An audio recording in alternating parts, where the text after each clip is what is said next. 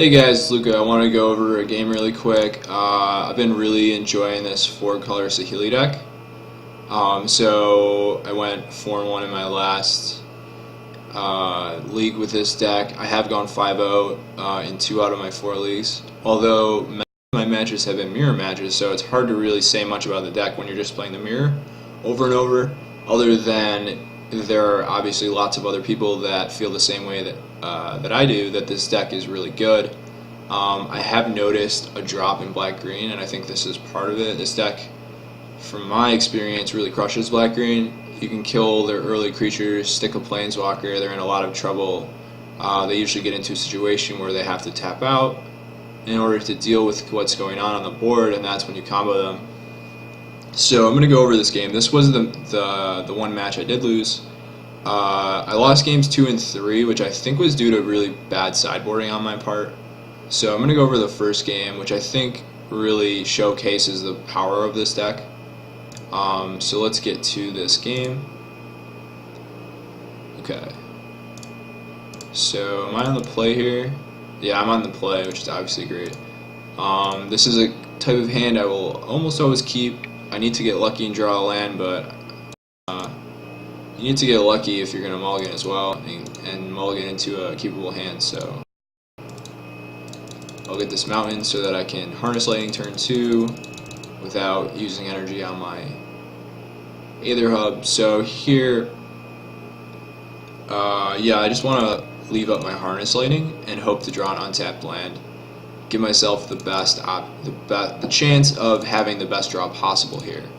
If I attune, I'm guaranteeing a 3-drop, but then I basically took a turn off, which could be really bad against this deck. So he plays Scrapheap Scrounger, and I just want to kill the Toolcraft Exemplar. Saves me an energy and 3 life, and I don't want to kill the Scrapheap Scrounger necessarily because it can come back. Here I draw a Servant, which is one of my best possible draws, aside from like an untapped land. So I can attune for a forest, play my Servant, pass the turn. Opponent attacks with Scrapheap Scrounger. Interesting choice there, whether I should block or not. I don't think I want to block. I'm at a high life total, so what I found playing against Mardu is that you really want to use your life total as a resource in a lot of cases. If you're not being heavily pressured, if you're not close to that, 3 damage will kill you from unlicensed disintegration range, you want to just, use your life total as a resource.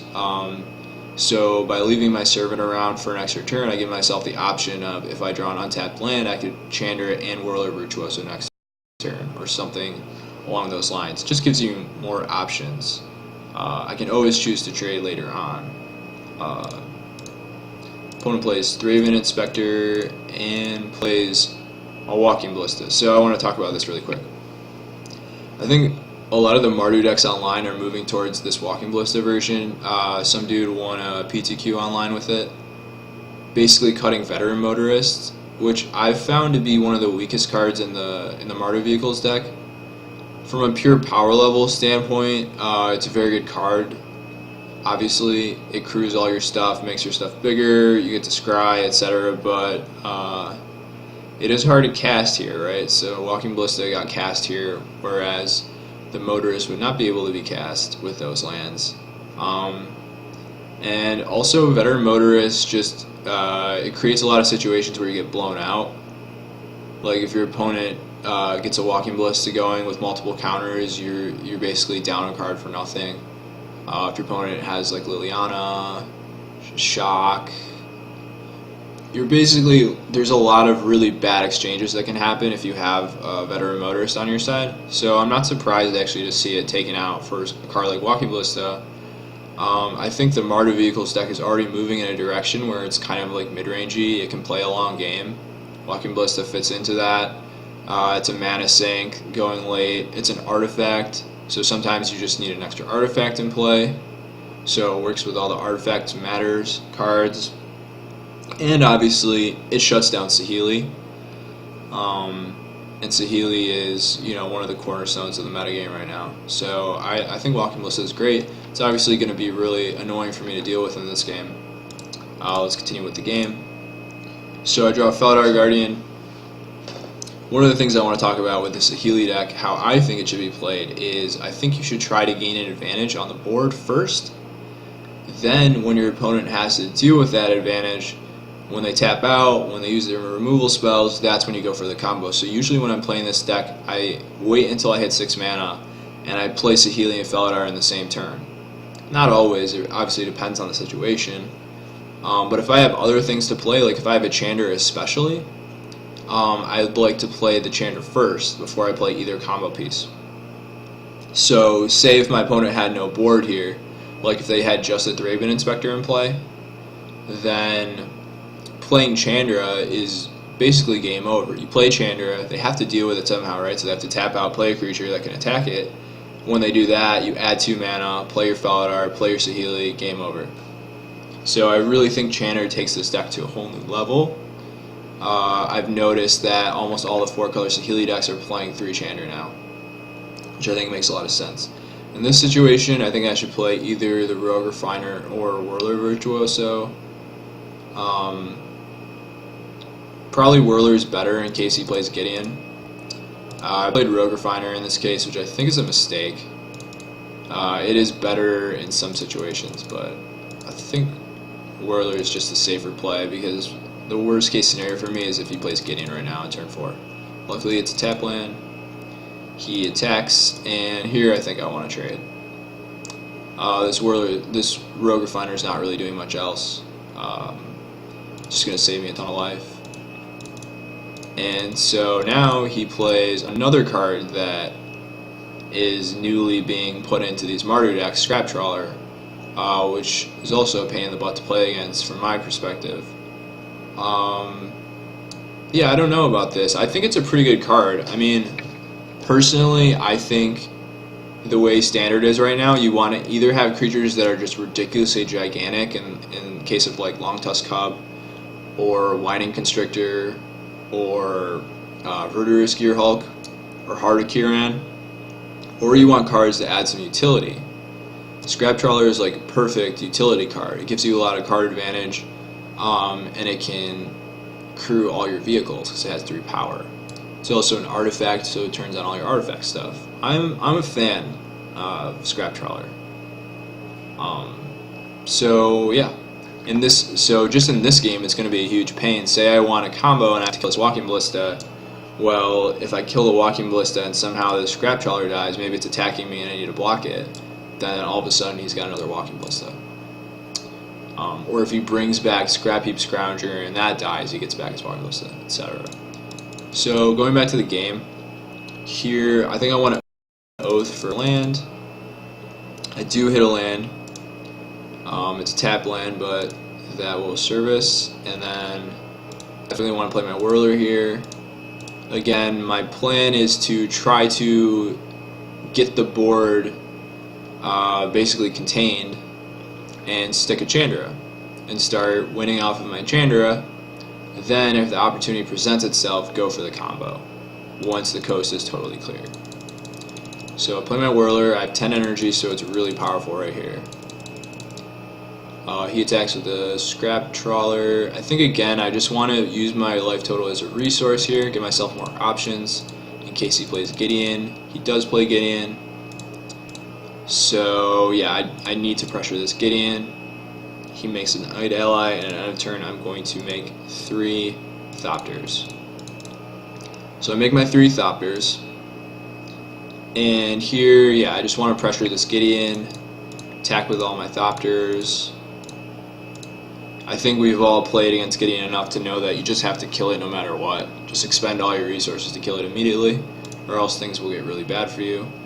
He sacks his Walking Ballista here, which may be a mistake. It's probably a mistake. But he's thinking that if I just have a Saheeli, then he gets another turn of Gideon.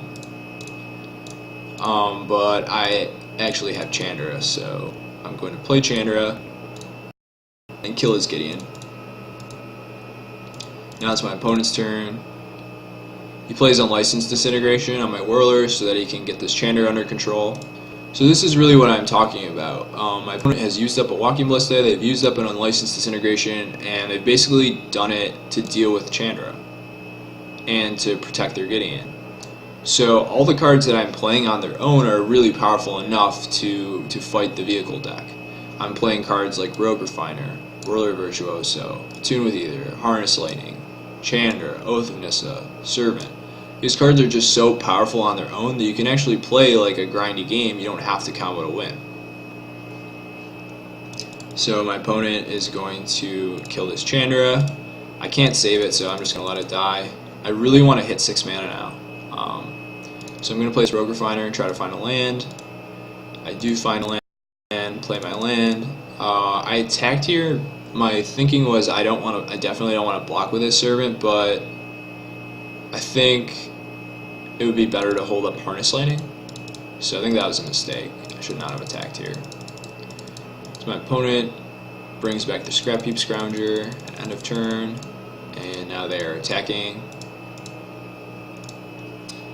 And I'm definitely going to eat this Thraben Inspector and chump block a little bit to preserve my life total a little bit.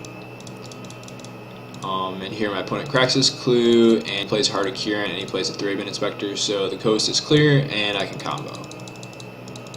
So play Felidar Guardian, untap a land, and this is how I've won most of my games playing this deck. You basically get your opponent to a point where they can't deal with your combo, and then you kill them with the combo. I rarely go for the combo if there's a chance that they can stop it. If I'm in those types of situations, I'm probably just going to kind of progress my board, play Whirler Virtuoso, play Chandra. Chandra puts your opponent under a ton of pressure. I think it's a really, really important part in this deck that really just takes it to the next level. So that was that game. I did end up losing this match. I think it was due to bad sideboarding. I messed around with like trimming out some of the combo. I think you want to keep the whole combo in actually. The Mardu Vehicles deck has become quite mid-rangey and slow nowadays, which I think is smart because I think the deck can really play a slow game as well as a fast game, so you might as well build your deck so that it can go in both directions. Yeah, so I really do recommend this 4-color deck. I don't know if it's as good in the paper metagame because the paper metagame evolves more slowly. So maybe, I mean, online a lot of the black-green is gone too already, so I don't know. It's so hard to say because I feel like online the metagame changes every couple days. So who knows, maybe the 4-color Saheeli deck will be terrible in a few days online. Maybe it's too far ahead of the curve for paper, but I do think it's doing something very, very powerful. I think it's just a great deck in general. One of your worst matchups is Mardu, and as you can see here, you still do have a lot of game against Mardu. My opponent had a pretty great draw. They had turn 1 Toolcraft Exemplar, turn 2 Scrap Heap Scrounger, turn 3 Walking Ballista, turn 4 Gideon.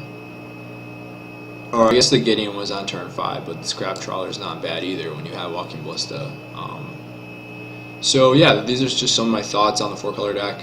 Mardu, I really like this direction of the deck. I like playing more cards like Walking Ballista, Archangel Avacyn. Playing a slower game I think makes a lot of sense, Painful Truths, those types of things. And I wouldn't be surprised if we see Mardu and 4-color Saheeli and black-green become like the 3 dominating decks. Not so much Jeskai Saheeli. I think the green version is just better from what I can tell. And there's still a lot of innovation to be had. I think all 3 archetypes are not done evolving.